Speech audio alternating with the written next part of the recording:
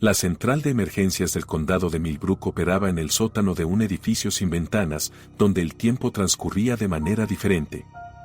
Allí, bajo luces fluorescentes que zumbaban con un ronroneo constante, Patricia Candle había cumplido 17 años como operadora del 911.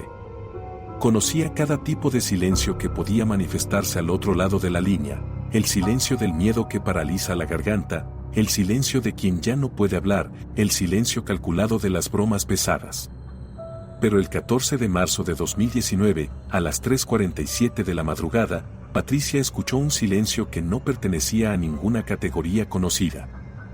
La llamada llegó a través de la línea 5, un detalle que más tarde adquiriría un peso particular. Las líneas de emergencia no tenían personalidades ni supersticiones asociadas, pero algunos operadores veteranos insistían en que la línea 5 traía casos extraños. Patricia nunca había prestado atención a esas tonterías. Hasta esa noche. 911, ¿cuál es su emergencia? Su voz mantenía el tono profesional que había perfeccionado durante casi 2 décadas. El protocolo era claro: identificarse, establecer contacto, evaluar la situación. Siempre funcionaba. Del otro lado llegó un silencio, pero no uno vacío. Era un silencio denso, poblado. Patricia ajustó sus auriculares. A través de la estática débil, podía discernir algo, una respiración. No, varias respiraciones. Superpuestas. Desincronizadas. ¿Hola? ¿Puede escucharme? Patricia ya había activado el rastreo de ubicación. La pantalla mostraba una dirección, 1847 Ashwood Lane, en los suburbios norte de Millbrook, una zona residencial tranquila donde las casas tenían jardines amplios y cercas blancas. Si no puede hablar, presione cualquier tecla del teléfono. Nada. Solo esas respiraciones que no coincidían entre sí, como si diferentes bocas inhalaran y exhalaran a diferentes ritmos. Patricia sintió que algo frío descendía por su columna vertebral. En 17 años, había desarrollado un instinto. Este caso era diferente. Voy a enviar ayuda a su ubicación, dijo, manteniendo la calma. Sus dedos ya volaban sobre el teclado, despachando una unidad policial. Permanezca en la línea. Entonces, después de 42 segundos de ese silencio antinatural, surgió el sonido. No era un grito. Tampoco una palabra. Era algo que Patricia Candle nunca podría describir adecuadamente en su declaración oficial, algo que la perseguiría cada noche cuando cerrara los ojos. Un sonido que parecía venir de múltiples gargantas simultáneamente, pero que no era exactamente un coro. Un lamento que se quebraba en frecuencias imposibles, como si el dolor mismo hubiera encontrado una voz. Y luego, silencio absoluto. La llamada se cortó. Patricia se quitó los auriculares con manos temblorosas. A su alrededor, sus compañeros operadores continuaban con sus propias llamadas, sumergidos en sus propias emergencias. Nadie más había escuchado lo que ella acababa de escuchar. Marcó el código de seguimiento en el sistema y observó la pantalla. Unidad 23 en ruta, tiempo estimado de llegada, 6 minutos. Esos 6 minutos se extendieron como horas. El detective Marcus Webb recibió la llamada cuando conducía hacia su apartamento después de terminar el papeleo de un caso de robo doméstico. Eran las 4:12 de la madrugada, y las calles de Millbrook brillaban bajo la lluvia ligera que había comenzado a caer. Una llamada al 911 perturbadora, posible situación de peligro, requería investigación inmediata. Webb era conocido en el departamento por su metodología exhaustiva y su incapacidad para desconectar del trabajo. Divorciado, sin hijos, sus casos eran su familia. Al llegar a Ashwood Lane, encontró que 2 patrullas ya habían llegado. La casa del 1847 era una construcción de 2 pisos, estilo colonial, con un porche amplio y persianas azul oscuro. Todas las luces estaban apagadas. En el jardín delantero, un aspersor había quedado encendido, creando pequeños arcoíris bajo las luces de las patrullas.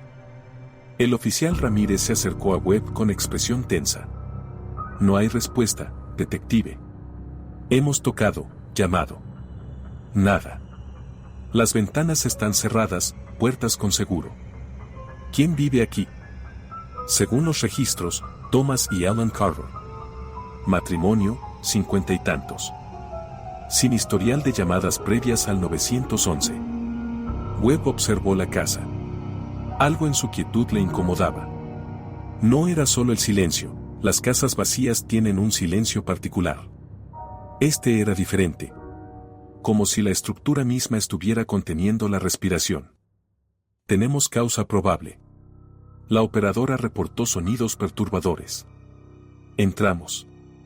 La puerta principal cedió fácilmente bajo la fuerza de la herramienta de apertura.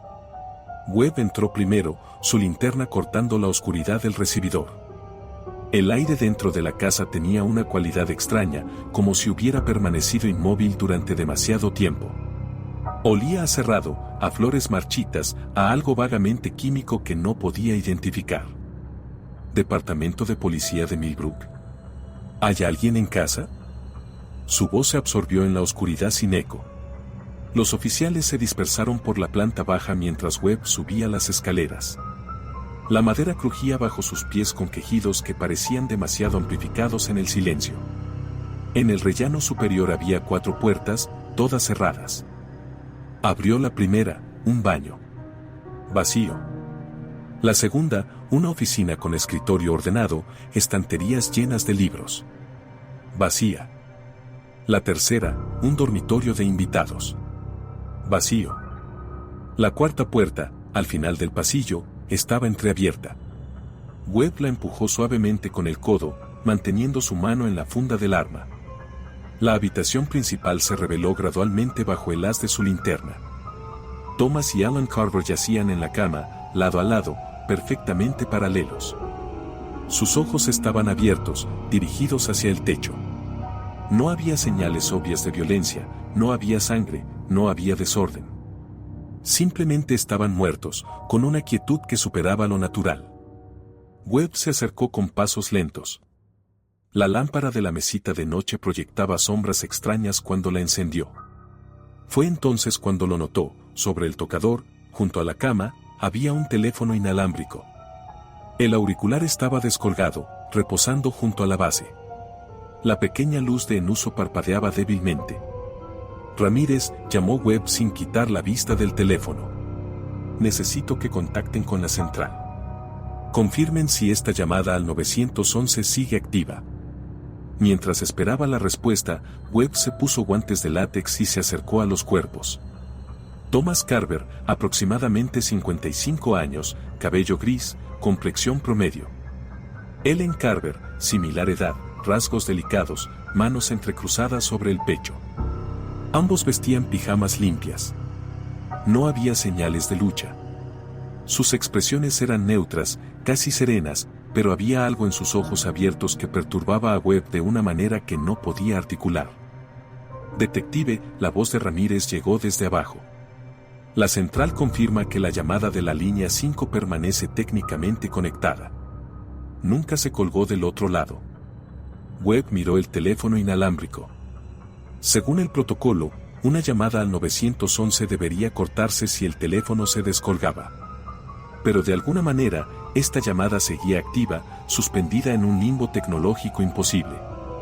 Se acercó más a Alan Carver. Fue entonces cuando vio el detalle que cambiaría todo. En su mano derecha, apretada con fuerza suficiente para marcar las líneas de su palma, había una pequeña tarjeta. Webb la extrajo cuidadosamente.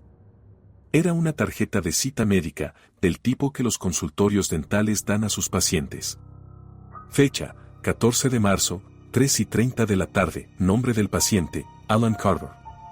Doctor Harrison Vega, psiquiatría forense. Un psiquiatra forense. Webb sintió que el caso comenzaba a abrirse como una flor venenosa. Necesito al equipo forense aquí inmediatamente, dijo, sacando su teléfono. Y quiero que alguien contacte a este doctor Vega antes del amanecer. Mientras el sol comenzaba a teñir el horizonte de Millbrook con tonos rosados y grises, la casa del 1847 de Ashwood Lane se transformó en un escenario de actividad controlada. Los técnicos forenses se movían con precisión coreografiada, fotografiando, midiendo, recolectando. Webb permanecía en el porche delantero, observando mientras el médico forense, la doctora Sarah Chan, completaba su examen preliminar. No hay trauma evidente, informó Chen, quitándose los guantes. Sin marcas de violencia, sin signos de asfixia o envenenamiento obvios. Necesitaré la autopsia completa para determinaciones definitivas, pero mi instinto me dice que esto será complicado. ¿Tiempo estimado de muerte? Difícil de precisar. La temperatura corporal sugiere entre 4 y 6 horas, pero hay inconsistencias. Es como si... Chen se detuvo, eligiendo sus palabras cuidadosamente. Es como si los cuerpos hubieran entrado en un estado de estasis. Nunca he visto una presentación post-mortem exactamente así. Webb asintió lentamente. La llamada al 911 se hizo a las 3:47 de la mañana. Si tu estimación es correcta, ya estaban muertos cuando el teléfono marcó. Eso sería imposible. Lo sé. Un oficial se acercó con una caja de cartón. Detective, encontramos esto en el armario del dormitorio principal. Pensé que debería verlo. La caja contenía grabaciones. Docenas de casetes de audio, cada uno meticulosamente etiquetado con fecha y número de sesión. Webb tomó uno al azar, sesión 47, Alan Carver, 12 de febrero de 2019, Dr. H. Vega. Son sesiones de terapia, murmuró Webb. Todas con ese psiquiatra. Pero había algo más en el fondo de la caja. Una videocámara digital, modelo reciente, con una etiqueta adherida, no reproducir sin autorización, material confidencial. Webb encendió la cámara. La batería estaba casi agotada, pero suficiente para mostrar el último archivo grabado. La fecha en la esquina inferior derecha decía, 13 de marzo de 2019, 11:47 de la noche.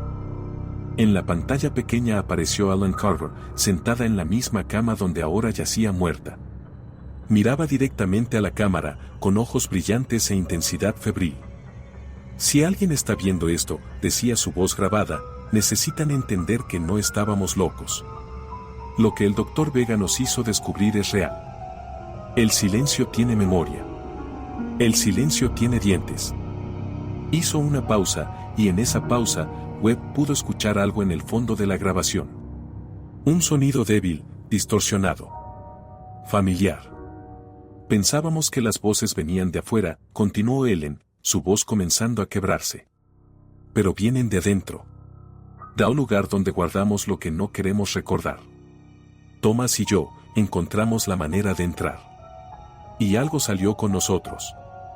La grabación se cortó abruptamente. Webb levantó la vista de la pequeña pantalla. El sol había salido completamente ahora, bañando Ashwood Lane con luz dorada que hacía que todo pareciera engañosamente normal.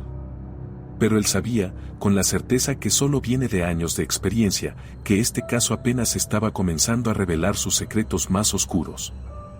Y en algún lugar, en el archivo digital de la Central de Emergencias del Condado de Millbrook, la llamada de la línea 5 permanecía técnicamente activa, esperando en un silencio que no era verdaderamente silencio.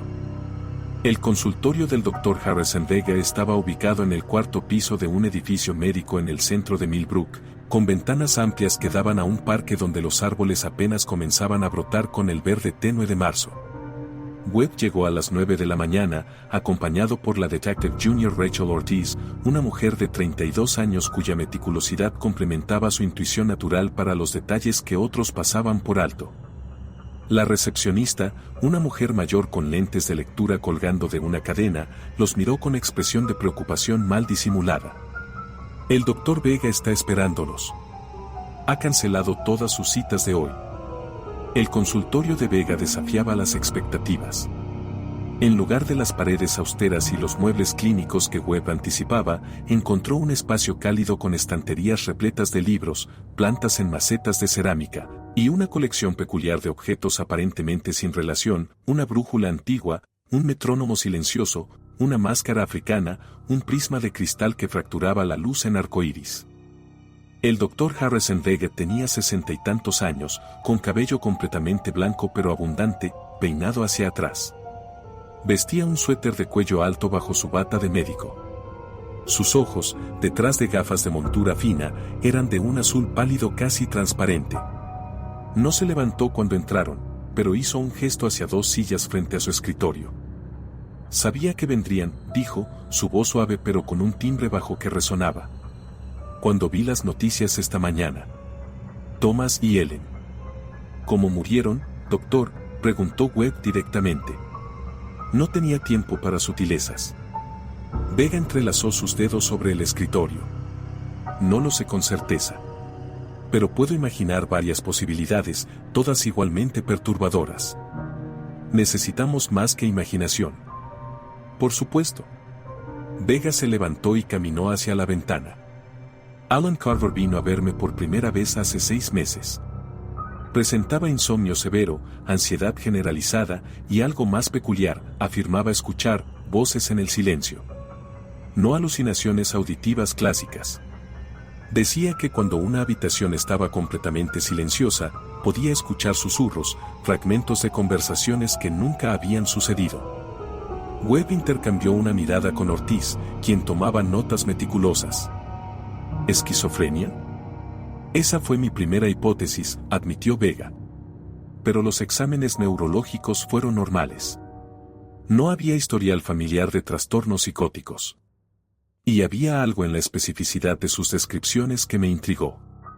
Ellen no escuchaba voces que le daban órdenes o la criticaban, patrones típicos en esquizofrenia. Escuchaba memoria auditiva. Conversaciones que había tenido años atrás, con personas que ya no estaban en su vida. ¿Tratamiento? Vega regresó a su silla, pero no se sentó. En cambio, abrió un cajón de su escritorio y sacó una carpeta gruesa. Decidí explorar un enfoque diferente. Trabajo con memoria traumática, detective. Eventos que la mente suprime porque son demasiado dolorosos para procesar. Mi teoría era que Ellen estaba experimentando una forma de TEP auditivo. Que su cerebro estaba reproduciendo traumas no resueltos en forma de sonidos. ¿Y funcionó? Demasiado bien. Vega colocó la carpeta frente a Webb. Desarrollamos un protocolo de terapia de exposición combinada con hipnosis regresiva. La idea era que Ellen enfrentara esas voces, conscientemente, que las identificara y las procesara. Después de 3 meses, ella reportó una mejoría significativa. Las voces se habían vuelto más claras, más coherentes. Podía rastrearlas a momentos específicos de su pasado. Webb abrió la carpeta. Estaba llena de transcripciones de sesiones, cada una con anotaciones en los márgenes con la letra precisa del doctor. Entonces, ¿qué salió mal? Vega se sentó finalmente, y por primera vez, Webb notó el cansancio profundo en sus ojos. Hace 2 meses, Ellen trajo a su esposo, Thomas, a una sesión. Él también había comenzado a experimentar el mismo fenómeno. Al principio pensé en su gestión, que Ellen había transferido involuntariamente su sintomatología. Pero cuando ambos describieron escuchar las mismas conversaciones específicas, conversaciones de momentos en que habían estado juntos hace décadas, me di cuenta de que estaba ante algo sin precedentes. ¿Qué tipo de conversaciones?, preguntó Ortiz, levantando la vista de sus notas. Vega tomó un casete de audio de su cajón. ¿Tienen un reproductor? Minutos después, en una sala de conferencias del edificio, los 3 escuchaban la voz grabada de Alan Carver. La calidad era buena, profesional. Se escuchaba la voz calmada del Dr. Vega guiándola a través de un ejercicio de relajación y luego. Describe que estás escuchando, Ellen. Es la voz de mi madre. Pero no como la recuerdo. Es más joven, como cuando yo era niña. ¿Qué está diciendo? Un silencio largo. Luego, con voz temblorosa, está hablando con alguien. Un hombre. No es mi padre. Están discutiendo sobre dinero. Ella dice, él nunca tiene que saber. El hombre responde, esto tiene que terminar. Ella llora. Yo nunca supe de esto. Nunca escuché esta conversación. Tenía 5 años cuando ella murió. La grabación continuaba, pero Vega la detuvo. Ellen investigó después de esa sesión. Encontró evidencia de que su madre había tenido una relación extramarital antes de su muerte en un accidente automovilístico. Detalles que nadie le había contado nunca, que no podría haber sabido. Webb sintió un frío familiar. El tipo de frío que llegaba cuando un caso se salía del territorio conocido. Está sugiriendo que de alguna manera ella estaba accediendo a memorias reales que nunca presenció conscientemente. No lo sugiero. Lo documenté. Vega sacó otro casete. Esta es una sesión con Thomas, grabada una semana después. En la nueva grabación, la voz de Thomas Carver, más grave, más controlada que la de su esposa. Escucho a mi hermano. Jeremy. Murió cuando yo tenía 18. Sobredosis. Pero esto es de antes. Está hablando con alguien por teléfono.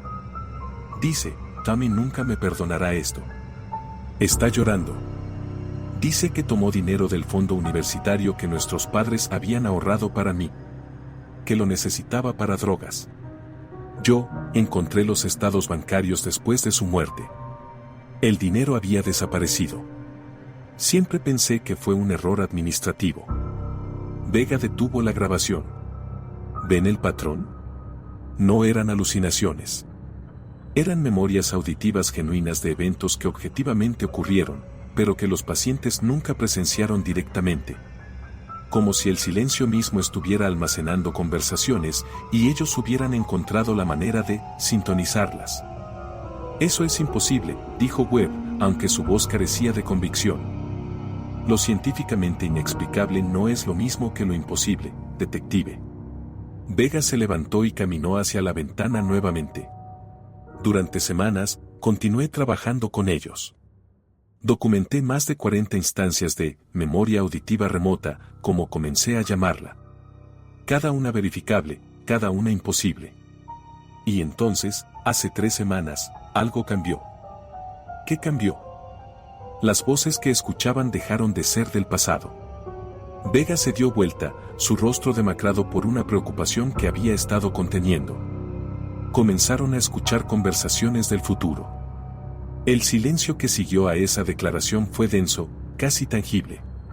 Webb observó al psiquiatra con una mezcla de escepticismo profesional y algo más primitivo, más incómodo.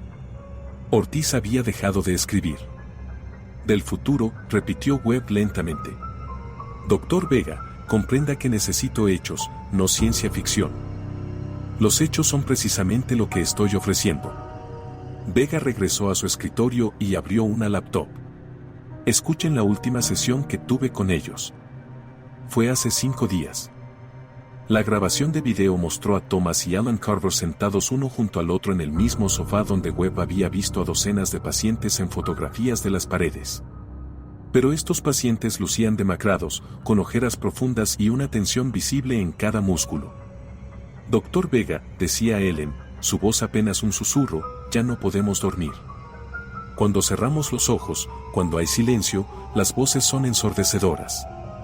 ¿Qué tipo de voces? Thomas respondió, mirando directamente a la cámara con ojos vidriosos, conversaciones sobre nuestra muerte. Sobre este momento. Escucho a policías discutiendo sobre nuestros cuerpos. Escucho a un detective, no puedo ver su rostro, pero está diciendo, no hay trauma evidente. Una doctora responde, es como si hubieran entrado en estado de estasis, punto. Webb sintió que su sangre se enfriaba.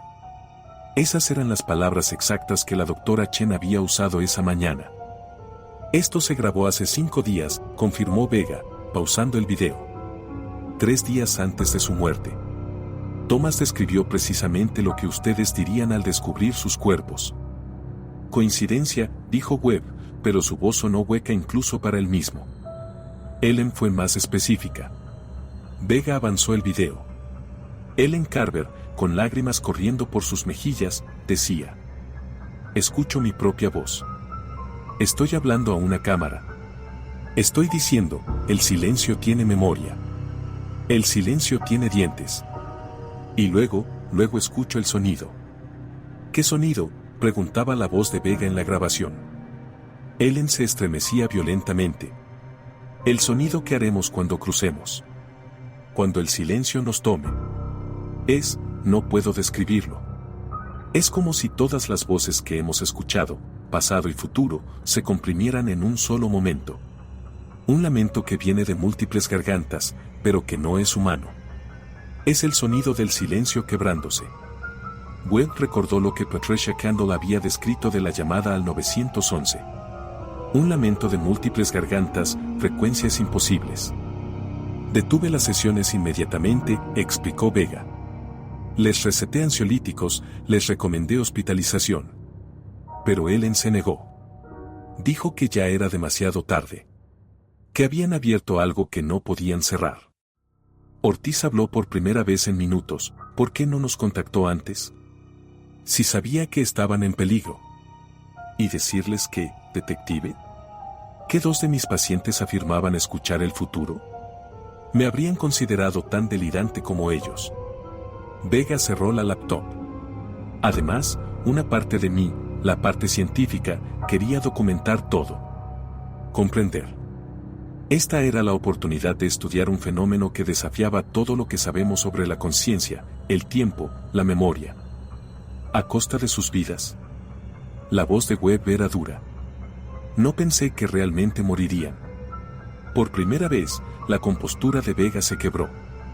Pensé que era un episodio psicótico compartido elaborado, algo que podría tratarse. Pero entonces Ellen me llamó anoche, a las 11:30 de la noche, sonaba extrañamente calmada. Dijo, gracias por intentar ayudarnos, doctor. Pero Thomas y yo hemos decidido que la única manera de detener las voces es ir hacia ellas. Si el silencio quiere tomarnos, lo dejaremos, punto.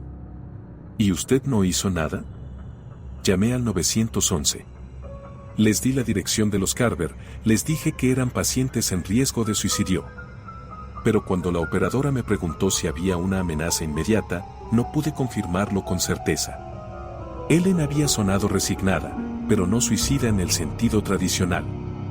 La policía dijo que enviarían una patrulla cuando estuviera disponible. Eso fue a la medianoche. La llamada al 911 desde la casa de los Carver se hizo a las 3:47 de la mañana, dijo Ortiz, consultando sus notas. Casi 4 horas después. Vega asintió lentamente. Creo que pasaron esas horas preparándose. Encontrando el estado mental correcto. Ellen mencionó en sesiones previas que el fenómeno era más intenso cuando ambos estaban sincronizados, cuando sus mentes estaban en la misma frecuencia. Webb se puso de pie, necesitando moverse, procesar. Tenemos evidencia física limitada. 2 cuerpos sin trauma aparente. Una llamada telefónica con sonidos inexplicables. Y su testimonio sobre terapia experimental que produjo resultados imposibles. ¿Cómo se supone que presente esto? La verdad, detective. Por imposible que parezca. La verdad. Webb rió sin humor. La verdad es que 2 personas murieron bajo circunstancias misteriosas mientras estaban bajo su cuidado psiquiátrico. La verdad es que tengo grabaciones de sesiones de terapia no convencional. Eso es lo que dirá un fiscal. Vega palideció. ¿Me está acusando? Estoy estableciendo hechos. Webb se acercó al escritorio. ¿Usó drogas experimentales en su tratamiento? ¿Hipnosis profunda? ¿Algo que pudiera haber causado un estado disociativo extremo? Solo técnicas estándar de hipnosis clínica. Nada experimental, nada peligroso. Entonces, ¿cómo explica lo que les pasó? Vega se quitó las gafas y se frotó los ojos con cansancio. No puedo. Y esa es precisamente la respuesta más honesta que puedo dar. Durante 30 años he practicado psiquiatría forense. He trabajado con asesinos seriales, con víctimas de trauma extremo, con casos que desafiarían la comprensión de cualquiera. Pero nunca había visto algo así. Webb estaba a punto de responder cuando su teléfono vibró. Era un mensaje de la doctora Chen, autopsia preliminar completada. Necesitas ver esto. Ahora. La morgue del condado de Millbrook ocupaba el ala este del Hospital General, un espacio de azulejos blancos y luces LED que borraban toda sombra. Webb y Ortiz encontraron a la doctora Chen en la sala de autopsias, aún con su bata quirúrgica, sus guantes manchados. No tiene sentido, fueron sus primeras palabras. Absolutamente ningún sentido. ¿Causa de muerte?, preguntó Webb.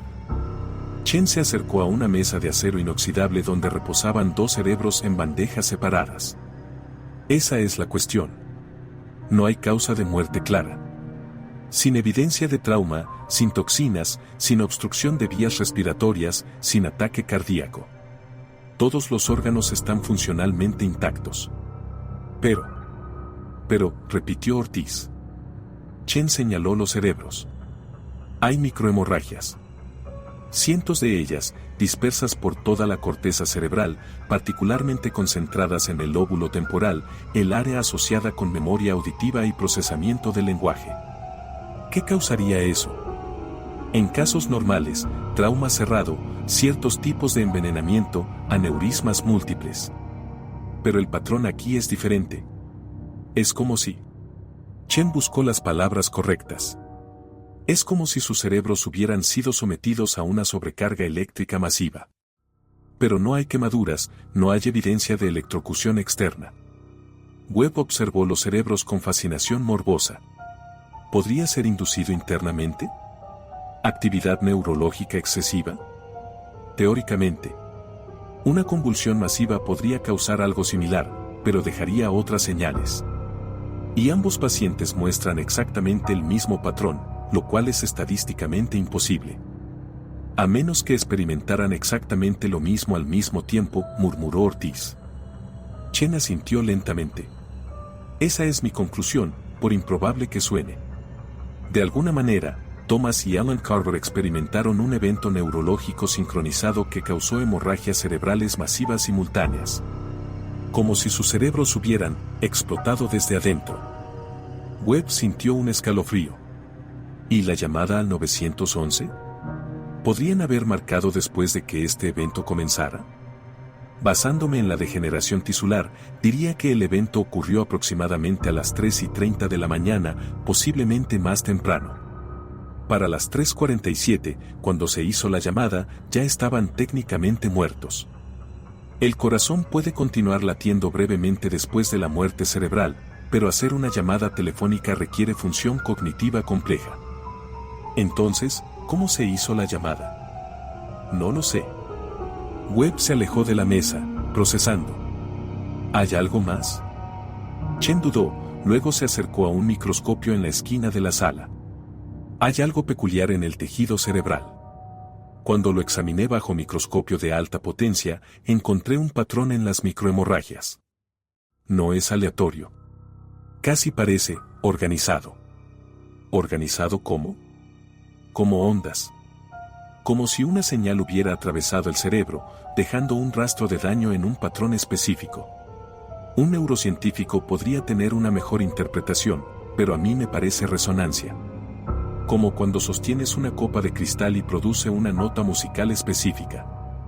Ortiz habló en voz baja, el sonido en la llamada al 911. Patricia Kendall dijo que era como múltiples frecuencias imposibles. ¿Están sugiriendo que un sonido los mató? Chen sonó escéptica. Los infrasonidos o ultrasonidos extremos pueden causar daño físico, pero necesitarían volumen y exposición masivos. Y eso todavía no explicaría la sincronización perfecta. Webb sentía que las piezas comenzaban a formar un patrón, pero uno que desafiaba la lógica. A menos que el sonido viniera de adentro. De sus propios cerebros. Eso sería imposible. Lo sé. Webb miró los cerebros otra vez. Pero si todo lo demás es imposible, lo que queda, por improbable que sea, debe ser la verdad. Su teléfono sonó. Era la estación. Detective Webb, tenemos un problema. La operadora que recibió la llamada al 911, Patricia Kendall, está en el hospital. Colapso nervioso completo. Sigue repitiendo que puede escuchar el sonido en su cabeza, que no se detiene. Los días siguientes revelaron una verdad cada vez más oscura. El Dr. Vega había documentado meticulosamente sus sesiones con los Carver, y lo que descubrió Webb en esos archivos desafiaba toda lógica. No eran solo dos personas experimentando alucinaciones compartidas. Era algo más profundo, más antiguo. Como si hubieran descubierto una dimensión de la realidad que siempre había existido, oculta en los espacios entre el sonido. Patricia Kendall nunca se recuperó completamente. La enviaron a una institución psiquiátrica donde pasaría el resto de sus días escuchando voces que nadie más podía oír, conversaciones del pasado y del futuro entrelazándose en una cacofonía que erosionó lentamente su cordura. El Dr. Vega, consumido por la culpa y la fascinación, continuó estudiando el fenómeno hasta que él mismo comenzó a escuchar las voces. Su último informe, escrito antes de su propio colapso mental, describía el silencio no como ausencia de sonido, sino como un archivo universal donde cada conversación jamás pronunciada quedaba grabada para siempre. Webb cerró el caso oficialmente como muertes por causas naturales inexplicables. Pero en sus notas personales, las que nunca formarían parte del expediente oficial, escribió una advertencia: hay frecuencias que la mente humana no debería sintonizar. Hay silencios que es mejor no escuchar. Y hay verdades que es más seguro nunca conocer. La casa del 1847 de Ashwood fue demolida 2 años después. Pero quienes vivían en el vecindario reportaban todavía, en las noches más silenciosas, escuchar algo en el aire. Como respiraciones que no coincidían. Como voces susurrando en tiempos que no eran el suyo. Y en la central de emergencias, aunque el sistema fue completamente renovado, algunos operadores juran que a veces, en las madrugadas más tranquilas, la línea 5 se activa sola. Y si eres lo suficientemente desafortunado para contestar, escucharás lo mismo que Patricia Kendall escuchó esa noche de marzo. El sonido del silencio quebrándose. El lamento de almas atrapadas entre momentos. La prueba de que hay cosas peores que la muerte. Porque el silencio tiene memoria. Y nunca, nunca olvida.